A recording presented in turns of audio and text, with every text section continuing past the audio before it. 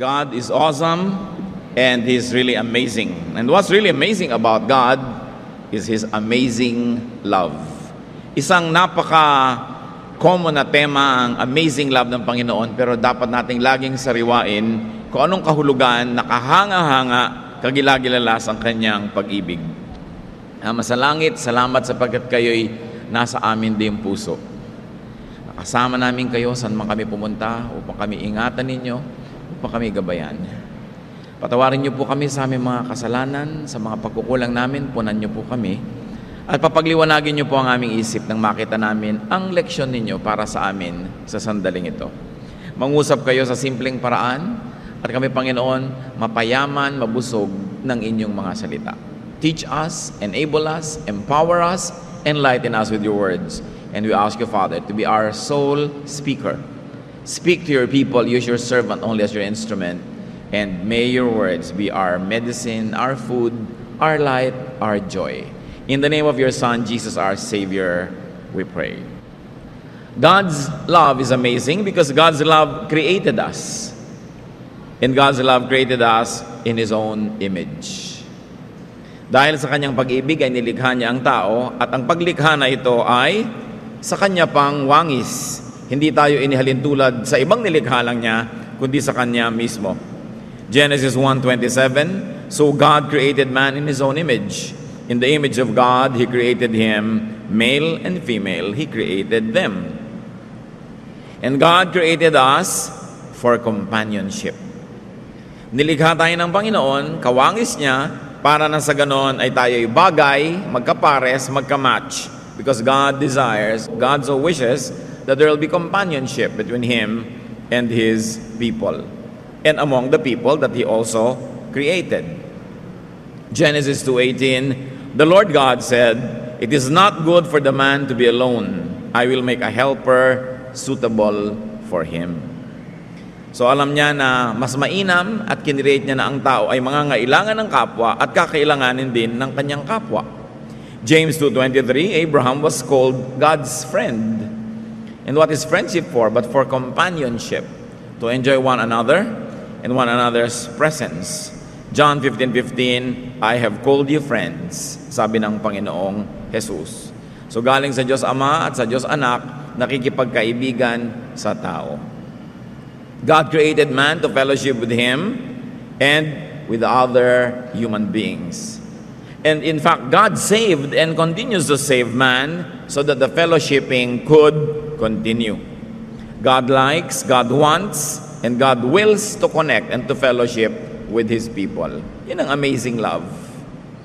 Na sa kabila ng ating mga kapintasan, sa kabila ng ating paglayo kuminsan at mga pagkakamali, gustong-gusto pa rin tayo ng Diyos na kasama.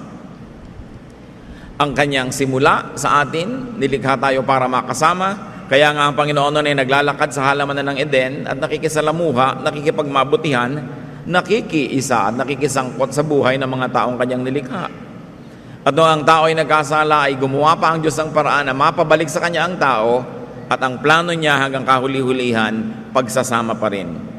1 Thessalonians 4:17, after that, we who are still alive and are left will be caught up together with them in the clouds to meet the Lord in the air, and so we will be with the Lord forever.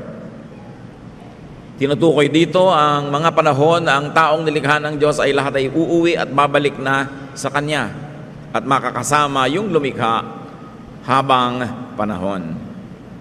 God's love allows us to live, and not only live, but to live one distinct life. Wala siyang ginawang taong magkamukha kahit pakambal. Ang gusto ng Diyos sa tao, maranasan niya na maging bukod tangi, isa, unique, walang kopya. At nang sa ganon, sa kanya lang mata makikita niya ang daigdig at siya ay kailangan ng kapwa dahil walang pwedeng pumalit sa kanya. That God connected us with Him and to other individuals through design. Ephesians 4:11, it was He who gave some to be apostles, some to be prophets, some to be evangelists, and some to be pastors and teachers. And you can go on and on and on. Ang Panginoon ang naglikha at gumawa sa tao para magkaroon siya ng kakaiba, bukod tangi, at kanya lang na papel sa buhay. So, binigay na example dito, may mga nilikha daw na nakadisenyo para maging apostle niya, maging propeta, maging evangelist, soul winner, maging pastor, maging guro, at lahat pa ng uri ng ministries, vocations, at ng mga gawain sa mundo, ibinagay ng Diyos sa tao. Kaya walang taong walang silbi. Yung iba nagmumukhang walang silbi kasi ayaw magsilbi. O kaya maling lugar ang kinakalagyan, hindi tuloy lumulutang yung kanyang galing. Kasi na-assign siya o ini-assign niya ang kanyang sarili o nabara na siya sa isang lugar na hindi naman siya bagay doon. Bakit ginawa yun ng Diyos? Para walang tao na makakaramdam na siya ay expendable, na siya ay hindi kailangan. Ang lahat ng tao ay kailangan. Yung iba nagmumukha lang hindi kailangan dahil nakasanayan na nating hindi asahan dahil hindi mo naman maasahan talaga. Pero choice. Everyone is needed and everyone needs everyone else. Kailan kaya natin yan lubos na mauunawa na ang nangyayari sa ating kapwa ay nangyayari din sa atin? Kaya maganda nga yung salitang kapwa-tao. Pareho kayo. Siya at ikaw, pareho rin. Pero individually may pagkakaiba para merong karing halaga na ikaw lang ang may dala at may bit-bit nun. Kaya kailangan ka ng iyong kapwa. Psalm 139:14, I praise you because I am fearfully and wonderfully made. Your works are wonderful. I know that full well. Yung namimintas sa sarili at namimintas ng kapwa, ibig sabihin hindi niya dinidibdib ang kahulugan na ang bawat tao ay buong kahiwagaan, kapangyarihan at kaluwalhatiang nilikha. Na ang bawat tao ay wonderful. Bakit? Diyos kasi ang gumawa and the works of God are wonderful.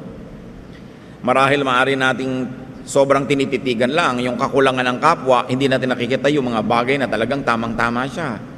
Hinahanap natin sa kanya yung wala sa kanya, pinagagawa natin yung hindi naman siya gifted to do, nagmumukha tuloy siyang walang kwenta. But sabi, I am fearfully and wonderfully made. It means I fit. Swak ako, bagay ako sa lahat ng aking kasama, mga kasambahay, kasama sa trabaho at kapitbahay. Ngayon kuminsan dahil sa ating maling pananaw sa sarili at sa kapwa, hindi tayo nagiging bagay. Kasi humahanap tayo ng pagkakadiferensyahan, humahanap tayo ng pagkakaiba-iba, samantalang ang pagkakaiba-iba na yun can be very, very charming because it is in our differences that there's variety in life. We were designed to need each other. Kaya merong mga binigyan ng talino sa numbers kasi sila ang gagawa ng mga bagay na may kinalaman sa numbers. Merong ginawa ng talino tungkol sa mga sining, meron naman sa mga siyensya, may binigyan ng galing dito at galing doon para lahat ng tao may papel. Ganun ang pag-ibig ng Panginoon. Kung ginawa lang tayong pare-pareho, siguro wala tayong hahanapin sa kapwa dahil pareho natin, pero gusto nyo bang kapareho nyo ang lahat ng tao? Ang dami din namang kulang sa buhay.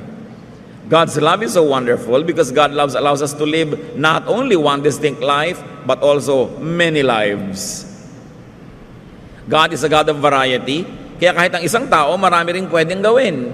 Meron siyang number 1 na galing, pero meron ding number 2, may number 3, at ayon sa hinihingi ng pagkakataon, may ilalabas pa siyang ibang galing, kahit hindi naman niyang lagi na gusto niyang palutangin na galing niya. Many talents, many roles, many callings to enable others to fit. So binibigyan din niya tayo ng kakayahang magpasensya, umunawa, magpatawad, umibig para yung mga ibang bahagi ng pagkatao ng kapwa natin ay ating mapagpasensyahan, mapatawad, matanggap. Doon ginagamit yon. At nang sa ganoon, laging merong pagkakaisa. Si Pablo, meron siyang likas na pagkatao at malinaw na identity, pero sabi niya sa 1 Corinthians 9:20-22, to the Jews I became like a Jew. To those under the law, I became like one under the law. To those not having the law, I became like one not having the law. To the weak, I became weak. I have become all things to all men. At ang goal daw niya, to win people for Christ. Hindi ba kaya din natin gawin yun? Kung yung kasama mo conservative, pwede ka rin naman mag-adjust na medyo conservative ka para mag-fit kayong dalawa. Maakay mo siya, mamahal mo siya, mahalin ka rin niya, madala mo siya sa Panginoon. Sa mga taong masisiglat, mabibilis, pwede ka rin bumilis-bilis para hindi ka maiwan. Sa mga taong medyo mabagal-bagal, pwede ka rin mag-adjust para hindi ka laging naiinis at naiiwan sila. Marami tayong pwedeng gawin. Kuminsan, hindi lang tayo nagkakasundo-sundo, hindi tayo nagkakasama-sama, hindi tayo nagkakaisa-isa, kasi binubuo natin sa loob na hindi makipagkasundo, hindi makipag-isa at maging iba. Kasi pwede tayo mag-adjust. We are fearfully and wonderfully made. Pati nga human body, may mga tao na nga na nabundol, nahulog sa tulay, nahulog sa ilog, nag-shoot pa doon sa kaila-ilaliman, nabuhay pa. Kasi ang katawan ng tao, ang dami din niyang kakayahan para mabuhay. Kung minsan, sabi nga isang bulate talaga hindi pumipirma, pero buhay ka pa rin dahil talagang ayaw pumirma ng isang bulate. So buhay ka pa. Ang haba-haba ng extension ng buhay, ang daming pwedeng gawin, ang daming pwedeng magawa, matanggap. Kung hindi nyo matanggap-tanggap ang kaisa-isa nyo halimbawang biyanan, hindi nyo lang ginagamit yung kakayahan nyo na tumanggap, magmahal at mag-accommodate. Choice nyo lang yon. Nagmamatigas din kayo ng ulo. Diba? Kung gusto ba naman gumigising ng biyanan nyo ng 3 a.m., kayang-kaya nyo sabayan. Diba? Matulog na lang uli kayo kung gusto nyo. Pero kung talagang ayaw ninyo, kahit na 8 a.m. siya gigising, gusto nyo pa rin 10 o'clock kayo, hindi pa rin kayo magkakasabay. Every willing heart will find a reason to do the good thing. Every unwilling heart will find an excuse not to do it. So it's only a choice. Meron kayong kapatid, kumisan dalawa lang kayong magkapatid, hindi pa kayo magkasundo. Kasi nagpapasya kayong hindi magkasundo. Kahit anong ugali niya, kung magpapasya kayong tatanggapin nyo yon, pakikibagayan ninyo, pagpapasensyahan nyo, patatawarin kung kailangan, tiyak na magkakasundo kayo. Basta merong dalawang hindi nagkakasundo, pareho kayong may mali. Siguro mas malaki lang yung mali nung isa o siya lang yung nagsimula, pero ikaw naman yung pinakahuling gumawa ng mali din. Kasi lagi nating sinisisi ang iba, lagi nating ipinipilit yung standard natin sa iba, yung gusto nating salita nila, kilos nila, speed nila, kaya hindi tayo makasundo. Something's wrong with us because we are fearfully and wonderfully made. Kaya nyo yan. Pag may sinasabi ko, kaya mong makisama dito sa manugang mong tamad, kaya mo yan kung gugustuhin mo talaga. Pag ginusto, pwede. Walang hindi nakakaya ang tao pag ginusto at sa tulong ng Diyos. So pag may mga awayan kayo dyan, ng mga hidwaan to mga tagal, kayo rin na may kasalanan yan. Because sabi ni Paul nga, to the Jew, he could be a Jew. To the Gentile, he could be a Gentile. Alam niyo ba ibig sabihin ng isang Hudyo na nag-a-adjust sa Gentile? Malaking adjustment yon. Tapos ang lakas ng karakter niya, pero sa niya, to the weak, I'm weak. Yung ayaw kumain ng balot, kahit gusto-gusto ko, hindi nila ko kumakain. Pagkakasabay siya, kasi nahihilo siya pag nakikita niya kinakain ko yung ulo ng bibe. Diba? Pwede naman ako mag-adjust. Pwede ko namang i-adjust yung volume ng tugtog Hindi naman pwede namang hindi ko wasakin yung tenga ng kapitbahay ko. Pero nag-aaway kami kasi pinipilitin ko lakasan. Ipinipilit kasi natin yung sarili natin. Gamitin natin yung lakas at kapangyarihang ibinigay ng Diyos sa tao to accommodate, to fit in, and to let others fit in. Kumisan, grupo kayo, para kayong mafia. Merong bago sa opisina, hindi na makasali-sali kasi ayaw niyong pasalihin. Pinupuweran niyo talaga, choice niyo yun. But you can choose to be nice. And what's important about God's love, pinag-uusapan natin ito para yung love natin sa kapwa, maging tulad ng God's love. God's love accepted the fallen us. The fallen Adam and Eve, the fallen Cain, were still loved. In fact, we're loved all the more by God. Yun ang amazing. God is so gracious. Sabi ng God, the moment that you eat this forbidden fruit, you will die. Kinain. Pagkatapos, nagtakip sila ng mga damo-damo sa katawan nila dahil sabi ng Panginoon, bakit kayo ganyan namang itsura nyo, nagtatago kayo at may mga suot-suot kayong miserabling dahon-dahon? Kasi po na-realize naming hubad kami. Alam niyo yung ginawa ng Panginoon? Hindi naman niya pinatay yung dalawa Genesis 3:21, the Lord God made garments of skin for Adam and his wife and clothed them. Di ba amazing love? Kung tayo sinabi natin, pag hindi mo ginawa yan, ayoko na sa'yo, tao lang kasi tayo at pinipilit natin maging tao lang imbes maging katulad ng Diyos, pag na-disappoint tayo, papangatawanan natin, sige, ayoko na sa'yo, nagkakahiwalay tuloy. Pero nung yung tao bumagsak, nagkamali, anong ginawa ng Panginoon? Iginawa pa ng damit. Hubad pala kayo, nalaman nyo ng hubad kayo, halik kayo, igagawa ko kayo ng designer leather clothes to cover their nakedness. That's amazing love. Si Cain, first murder in the Bible. Pinatay ang kapatid. You'd think God would destroy him and pulverize him. Genesis 4:15. Then the Lord put a mark on Cain so that no one who found him would kill him. Tinatakan pa ng Panginoon si Cain sa kanyang noo para kung makita ng mga taong nais ipaghiganti yung kamatayan ng kapatid, igalang, huwag galawin. Amazing love. Hindi lang basta love. Protection, not condemnation. Parang yung sinasabi sa batas ng Israel, ang babaeng nangangalo niya, batuhin hanggang mamatay. Nung iniharap kay Jesus, sabi ni Lord, kung sino yung walang kasalanan, mauna na, ipinrotect din. That's amazing. And if you don't agree with that, bring your case to God. God talaga yung gumawa ng damit. God talaga yung nagpatawad. God yung naglagay ng mark. If you're uncomfortable with that, then have a talk with God about it. But me, I'm amazed with God's love. And I thank Him for His love kasi it could be me. Gusto niyo siguro, patayin si Adan at si Eva, patayin si Cain. Kung kayo yung si Adan at si Eva, gusto niyo patayin kayo? Kung kayo si Cain, na pinagdiliman ng isip, nagkamali, mali na kung mali, pero nung nalaman niyo ng mali kayo, anong gusto niyo? Di ba patawad? Pagtanggap na walang patakaran. Alam niyo, kumisan tayo, tao, relihiyon, lipunan, mas mahigpit pa sa Diyos. Kaya hindi magkasundo-sundo. Ang buong sangkatauhan, sobra ng pagsuway sa Diyos, dapat nang lipulin ng mundo. Anong ginawa ng Diyos? Romans 5:8. But God demonstrates His own love for us in this. While we were yet sinners, Christ died for us.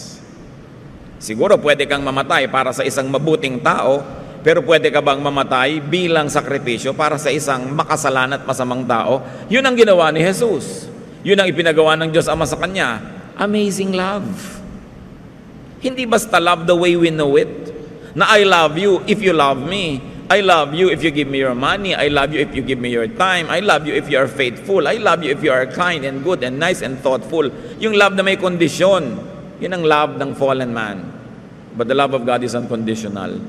God loves people even in their fallen state. Kaya amazing. It's unconditional. It's a love in spite of, not because of. Don't let religious propaganda and blackmail deceive you into mistaking God as unkind and unloving.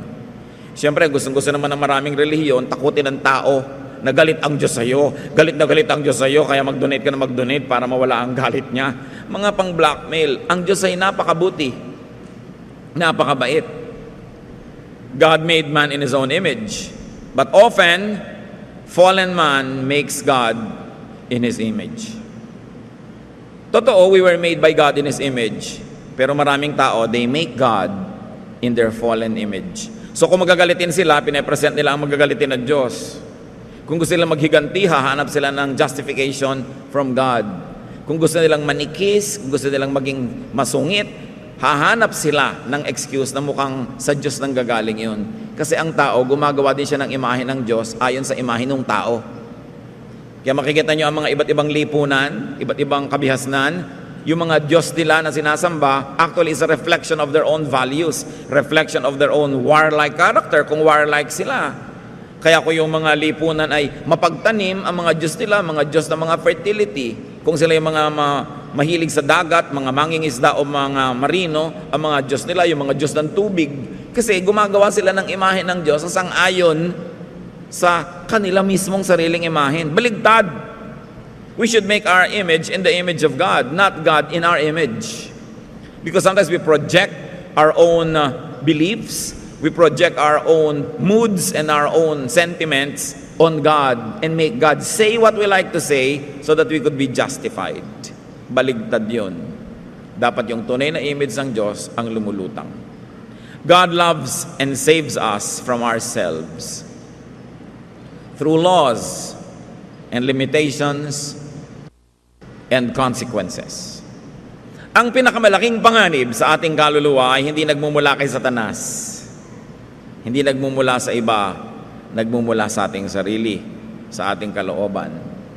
Kaya ang ginawa ng Diyos to protect us from our own selves from our self-destructive ways. Nagbigay siya ng mga batas, mga hangganan, mga takda, at mga bunga ng mga paglapastangan at paglabag dito.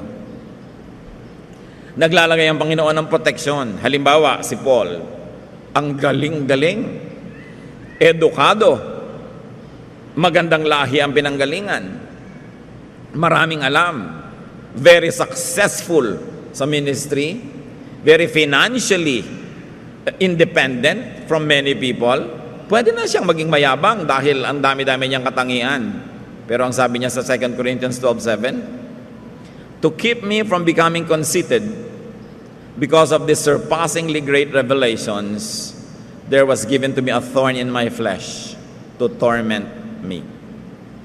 Hindi sinabi kung ano, pero sabi niya, para iiwas ako ng Diyos na maging mayabang, binigyan ako ng isang napakahirap na kalagayan na lagi na lang nagpapahirap ng buhay ko. Sabi niya, ilang beses ko idinalangin sa Diyos sa tanggalin ito, pero di niya tinanggal, so tatanggapin ko na lang.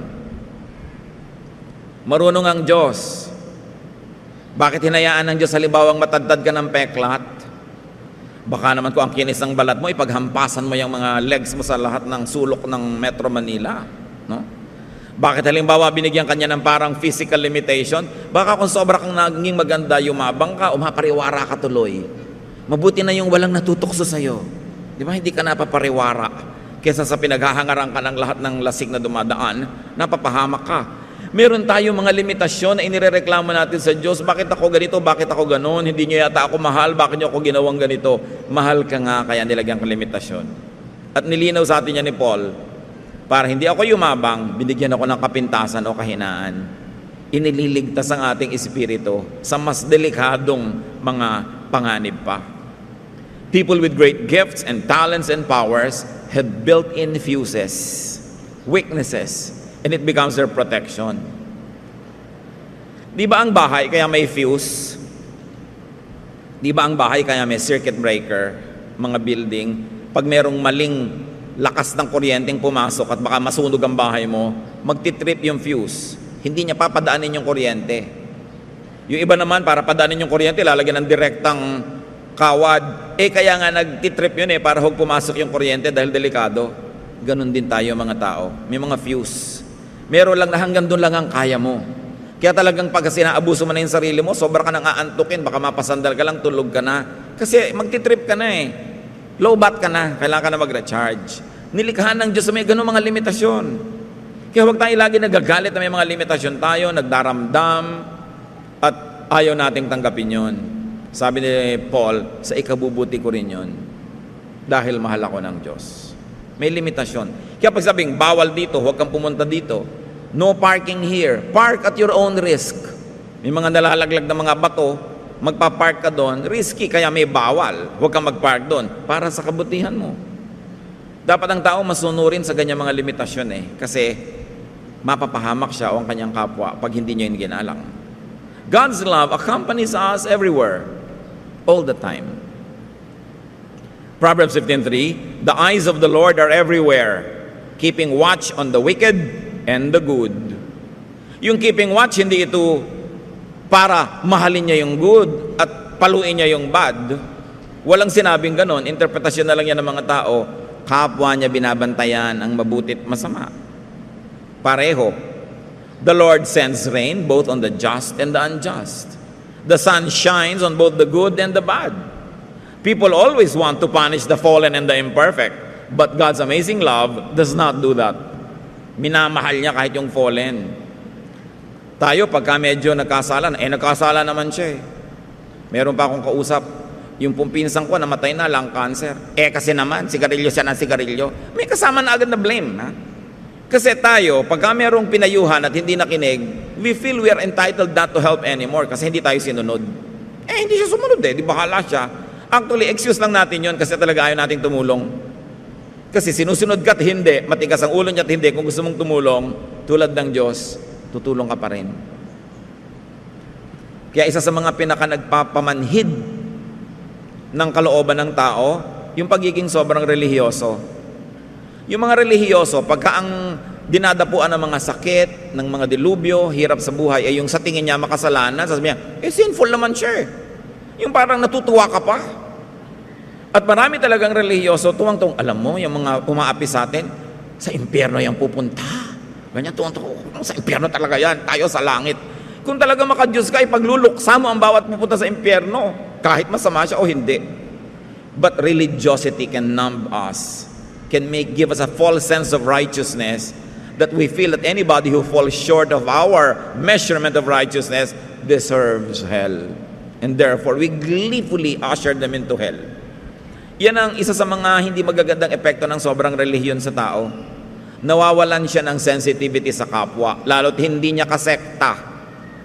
Pagka nasunog yung isang buong bayan, alam nyo, nasunog yung buong bayan, pero huminto sa tapat ng bahay ni sister. Tawa mo, hallelujah, hallelujah. Pero yung iba, nasunog kasi iba relihiyon eh. Ganun kaya ang Diyos? Pwede mo bang kulungin ng Diyos sa relihiyon? Yung Diyos universal, your religion, it's a frame, a prism, a glass through which you look at God. Pero hindi mo pwedeng ikulong ang Diyos doon sa pananaw mo na yon. God is beyond and above religion. But religion limits God to the congregation. Parang sila lang ang may Diyos.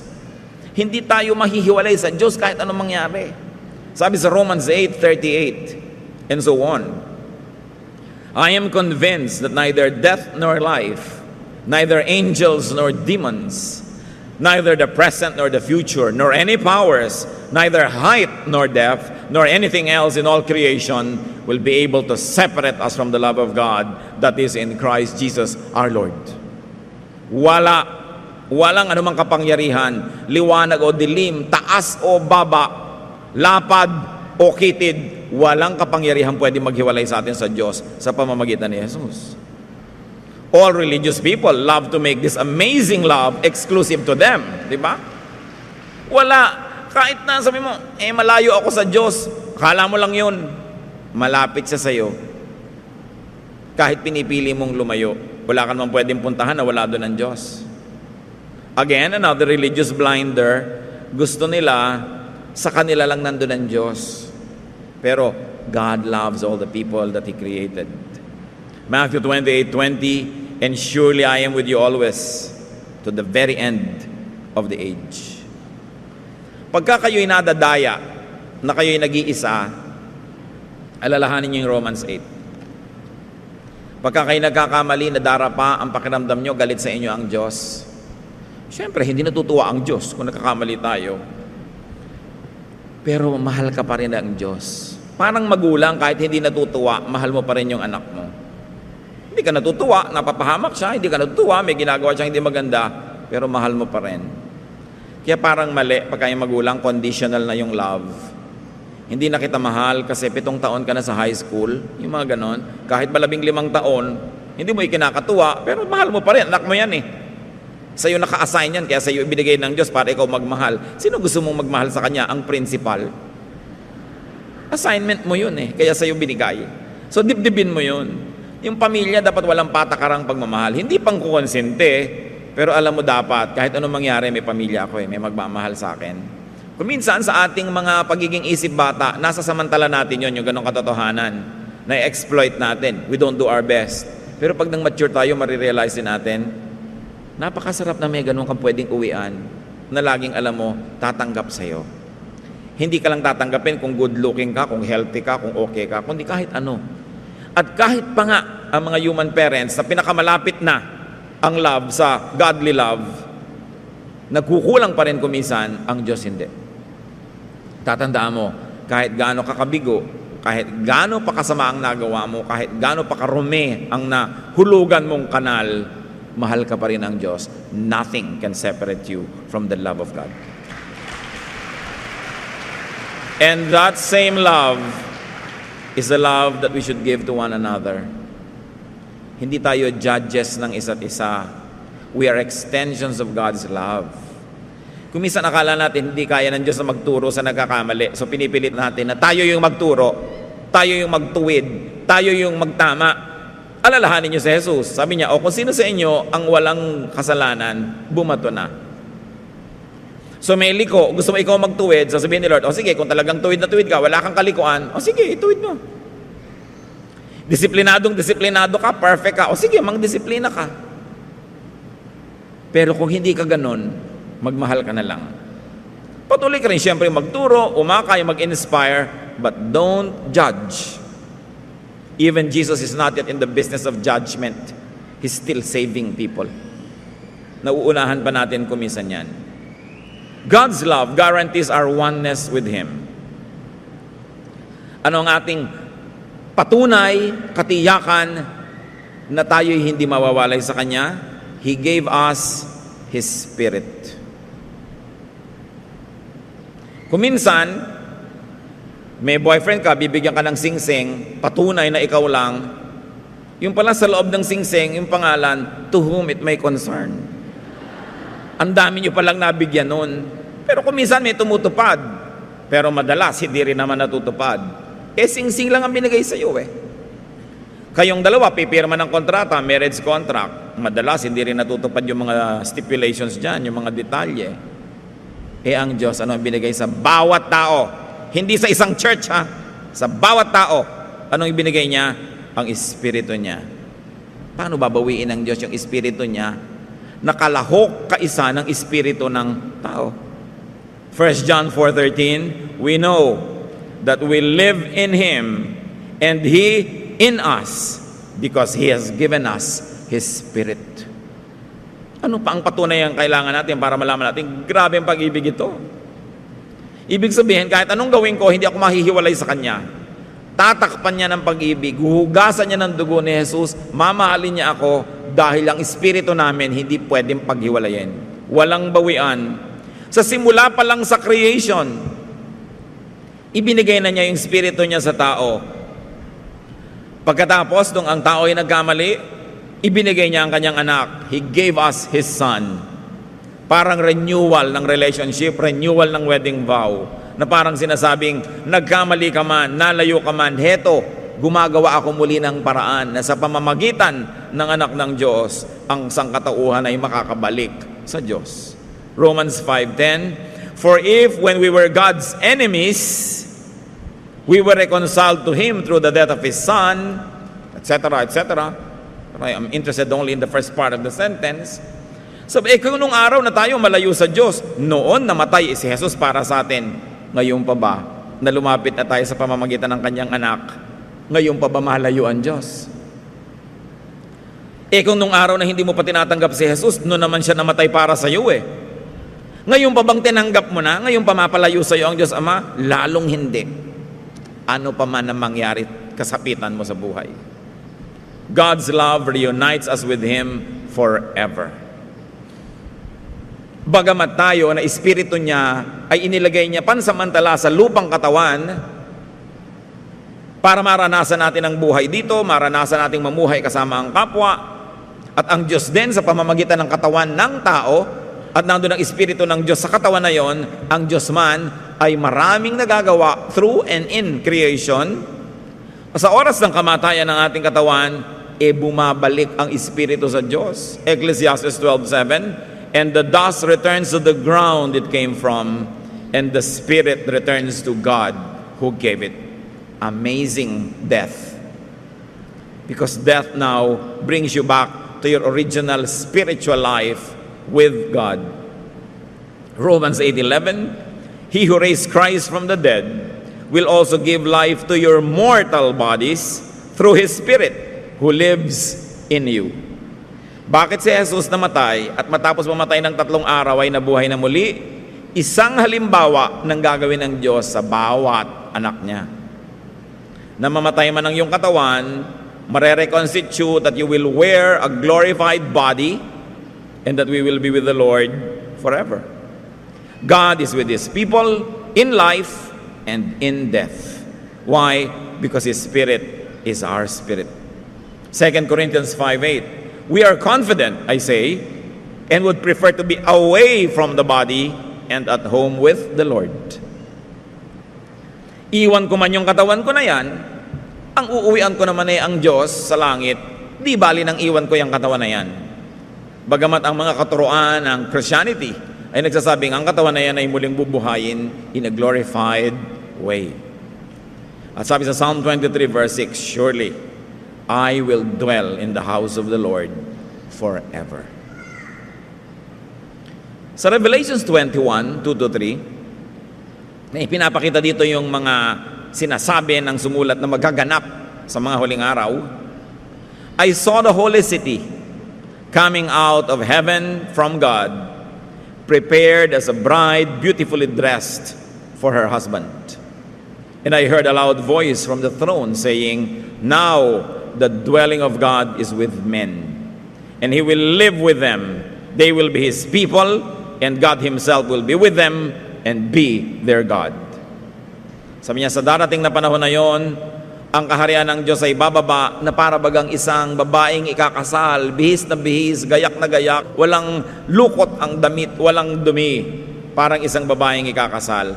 Madalas gamitin ng Diyos ang relasyon niya sa church, ang relasyon niya sa kanyang mga anak, ang relasyon niya sa sangkatauhan, na parang relasyon ng isang babae at isang lalaking ikinakasal.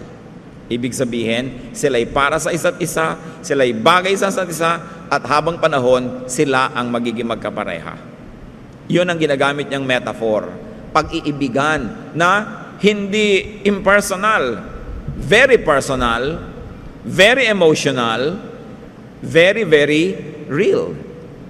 Yung pagsasama ng isang mag-asawa. Bride and groom, couple forever. Siyempre, metaphor lang naman yun, isang talinghaga na ang kinakahulugan lamang at gustong ipaliwanag yung pagiging isang-isa. The idea of aloneness is a big burden. It's a big lie. It's a big illusion. You are never alone. Nadadaya tayo ng ating sarili, nadadaya tayo ng ating emosyon, nadadaya tayo ng kapaligiran. Pag nagsesentimiento tayo at iniisip nating tayo'y nag-iisa, walang karamay, walang kakampi, walang nakakaunawa, walang nakakaalam ng kalagayan natin, it is not true because God's love never leaves us alone. Hebrews 13:5, never will I leave you, never will I forsake you. Parang Pinoy ang pag-ibig ng Diyos, ayaw kang iwan. Bata pa lang binabantayan ka na, laging may nakabantay. At kung kaya, lalo kung kaya economically, pagkapapasok, ihahatid ang bata, susunduin. Pag medyo lumaki-laki na, may chaperone, laging tinatanong, chinecheck, sinasamahan. At hanggang may asawa na, ayaw pang humiwalay nung nanay doon sa anak niya. Nandun pa, magkakasama pa sila. Hanggang mamatay ka na, hindi iniiwan yung patay, hanggang mailibing. Talagang laging may nakabantay. Akala mo may mga agaw. Talagang binabantayan ka. At hindi natin iniiwan yung inililibing hanggang hindi talagang sementado na yung nicho. Walang tumatalikod. We don't want to leave people from cradle to the grave. But infinitely more than that, ganun ang Diyos. Ayaw niya mang-iwan. Gusto niya tayong kasama. Hindi pa ba napakalinaw na gusto tayo ng Diyos kasama? Tinirhan na nga yung katawan natin. Nandun na siya, kasama na nung espiritu natin doon. At pinlano niya yung forever and ever magkasama. Nang kung tayo nagtataksil, nagkakamali, anong kanyang reseta? Patawad. Para tuloy uli ang samahan. Yun namang mga nagkakamali, nag-aaway, hindi lang nagkakabalikan kasi hindi nagpapatawaran Pero oras sa willing ka magpatawad, nagkakabalikan. At yun ang modelong binibigay sa atin ng Diyos. Walang hanggan, walang patakarang pagpapatawad. Therefore, tuloy ang fellowship. Pag umiral yung yabang, umiral yung pride, umiral yung tinatawag ko minsan kung ano-ano mga prinsipyo, hindi nagkakapatawaran. But all people were reconciled to God through the work of Jesus. Ayaw mo man o gusto na reconcile ka sa Diyos dahil sa ginawa ng Panginoong Hesus. Dahil siya namatay para sa lahat. For God so loved the world that He gave His only begotten Son, that whoever believes in Him will not perish, but will have eternal life. Hindi lang namatay si Jesus para sa ating kongregasyon. Hindi lang siya namatay para sa ating relihiyon. Namatay ang Panginoong Hesus para sa lahat ng taong nilikha ng Diyos. At dapat ang lahat ng tao mag-respond sa katotohanan na yon at makipagmabutihan sa Diyos. 2 Corinthians 5:19, God was reconciling the world to Himself in Christ, not counting men's sins against them. And He has committed to us the message of reconciliation. Yun ang mensahe ng Diyos sa atin, reconciliation. Kung may mensahe tayo sa ating kapwa, dapat din reconciliation. Sasabihin ni Bay, ang layo ko sa Diyos. Akala mo lang yun, nakipag-reconcile na sa iyo ang Diyos. Kaya dapat lang malaman mo yun, na nakipag-reconcile na. Pero alam mo mat hindi, nakipag-reconcile sa iyo. Laan, ipinatawad na ang dapat ipatawad at laang tanggapin kang muli. Dapat lang ikaw ay sumagot na, oo, gusto ko rin makipagbalikan sa Diyos. Because God was reconciling not only a portion of the world, but the world to Himself. 1 Peter 3:18, for Christ died for sins once for all. Hindi yan for a chosen few, ha? Christ died once for all. The righteous for the unrighteous, to bring you to God. So dapat wala kang self-righteous feeling. Ako lang, para sa akin lang namatay ang Diyos. Para sa lahat namatay si Jesus. It is all, it's inclusive. It's not exclusive. Ephesians 2:13, but now in Christ Jesus, you who once were far away have been brought near through the blood of Christ. Kakaibang pag-ibig ito. Laging gumagawa ng paraan para makipagbalikan. Hindi yung naines nilayasan, sinusuyo na ayaw pa. In other words, gumagawa ka ng paraan para huwag magkabalikan. Pero ang Panginoon laging nakikipagbalikan. Kaya mabilis bumalik. Alam nyo, pagka yung lalo na yung nagawa ng kasalanan, yung aggrieved party, willing magpatawad, di reconciliation na agad. Dahil siya naman yung dapat magpatawad, willing siya. Kaya nagkakabalikan uli. God's love loves at all times. What are the great and powerful meanings of these truths? Kayo mga kapatid, anong kahulugan nito sa inyo? Na ganun umibig ang Diyos. Walang patakaran, walang hangganan, laging nagpapatawad, laging tumatanggap. Sasabihin niyo, baka umabuso naman yung iba. Tayo na nga yung mga abuso dun eh. At salamat gano'n ng Diyos dahil tayo mga abusero ang nakikinabang. Ba't naman ayaw mong makinabang yung ibang umaabuso rin? Sa lagay, ikaw na lang, sa abuso mo ang makinabang sa kabaitan ng Diyos, tapos yung iba wag mo ang pakinabang. The same door that you want to be open for you must be kept open for others. Don't burn the bridge over which you too needs to pass. Kailangan natin lahat yung ganung uri ng pag-ibig ng Diyos. God loves you. But remember this, God loves everyone else. Even those you don't love. Even the people you hate, God loves them. So alam natin kung anong dapat natin gawin bilang pagsunod sa halimbawa ng Diyos at kahit na lang bilang pagtanaw man lang ng utang na loob sa Kanyang walang patakarang pag-ibig. Haba-habaan pa natin ang pasensya sa kapwa. Luwag-luwagan pa natin yung loob natin para maraming tayong mapatawad. Dami-damihan pa natin ang pagmamahal. Bawas-bawasan natin yung pagiging saganang akin, sa paningin ko. Ito yung standard ko na wala nang makapasa-pasa. Kailangan tayong matuto, maisaloob natin kung anong ibig sabihin ng pag-ibig ng Diyos. Kahit masaulo mo lahat ng verses, kahit magaling kang kumanta o tumugtog o magturo o mangaral, kung hindi ka umiibig ng ganito, ibig sabihin walang talab sa iyo ang alam mo. Kailangan tablan ka nito. At ang talab ng salita ng Diyos, yung tayo nagiging mas maibigin. Hindi nagiging mas marunong. Maghalaga namang maging marunong. Hindi naman tayo tinuturuan ng Diyos para tayo maging marunong eh. Tinuturuan niya tayo para tayo maging maibigin dahil minamahal niya tayo. Love yourself. God doesn't stop you from loving yourself. Sabi ni Jesus, love your neighbor as yourself. Hindi niya inaalis sa mahalin natin ang sarili natin. Kaya lang, kung paano mo minamahal ang sarili mo, gawin mo rin mahalin ang kapwa mo. Kung paano minamahal ang anak mo, bigyan mo rin ng ganung uri ng pagmamahal yung anak ng iba. Hindi yung pagka ang anak mo ang gumagawa ng mali, cute. Pagka iba, masama. Dapat ine-extend natin yung pag-ibig natin. Brothers and sisters, listen well. Except for marital love, love must not be exclusive. It must be inclusive. Mahal mo ang sambahayan mo, mahal mo rin dapat yung sambahayan sa kabila. Mahal mo yung anak mo, mahal mo rin dapat yung labanderang naglalaban ng damit ng anak mo. Mahal mo yung mga pamilya mo, mahal mo rin dapat yung mga taong kasama nyo sa bahay, kamag-anak nyo at hindi sa dugo, pero kasama nyo doon. Hindi yung namimili sobra ang pag-ibig mo. Anak ko lang ang dapat kumain ng masarap. Pag pinapakain nyo ng masarap ang anak nyo, may empleyado kayo, gumawa kayo ng paraan na kahit man lang din paminsan-minsan, kung hindi nyo makayang madalas, makakain din ng masarap yung anak nila. Kasi mga likha din yun ng Diyos.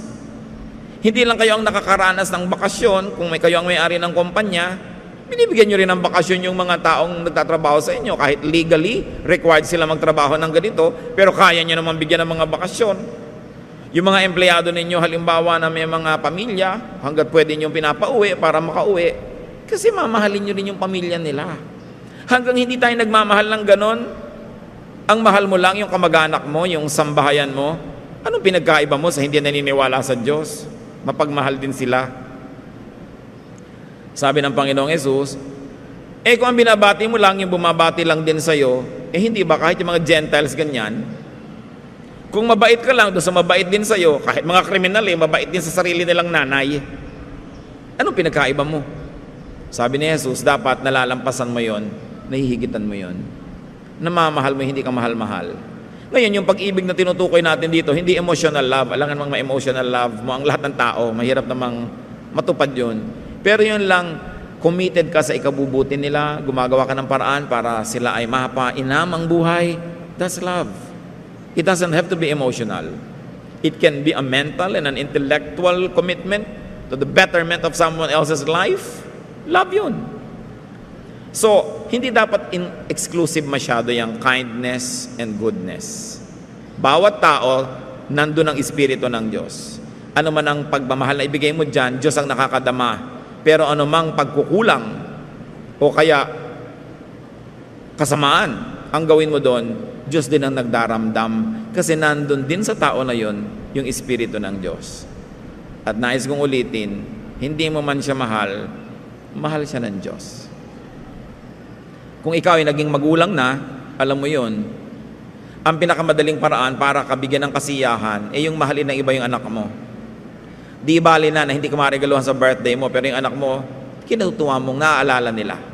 Daig pang sa'yo ibinigay ang regalo kung ang anak mong regaluhan. So, ganon din ang Panginoon natin, ang Ama sa Langit. Pag binibigyan natin ang ating kapwa, daig pa na sa Kanya tayo nagbibigay. Pero pag pinagkakaitan natin ang ating kapwa, ang Diyos din na magulang din niya na nasa langit, ang nagdaramdam. So, pahabain natin, palawakin, paramihan ang pinupuntahan ang ibig sabihin ng pag-ibig ng Diyos. But never forget and never neglect to love yourself because Jesus says, love your neighbor as yourself. Hindi masamang mahalin ang sarili. Masama lang kung tanging sarili mo na lang ang minamahal mo at wala ng iba. Ama namin, salamat sapagkat kayo mapagmahal. Kahit paulit-ulitin namin ang pagbubulay-bulay, pag-aaral ng iyong pag-ibig, hindi namin kayang unawain lahat ng sabay-sabay. Pero sa ngayon, dalangin namin, dagdagan nyo ang pangunawa namin. Pangunawa sa inyong pag-ibig na lalo, Panginoon, maglalapit ng aming loob sa inyo, lalong makakapagsabi sa aming napakabuti nyo talaga, at higit dyan, lalong magbibigay sa amin ng inspirasyon, kakayahan na maging mapagmahal din sa aming kapwa. Huwag lang kami maging tagatanggap ng iyong kabutihan, maging daan din kami nito patungo sa iba. Pagbulay-bulayan natin, mga kapatid, ang ibig sabihin ng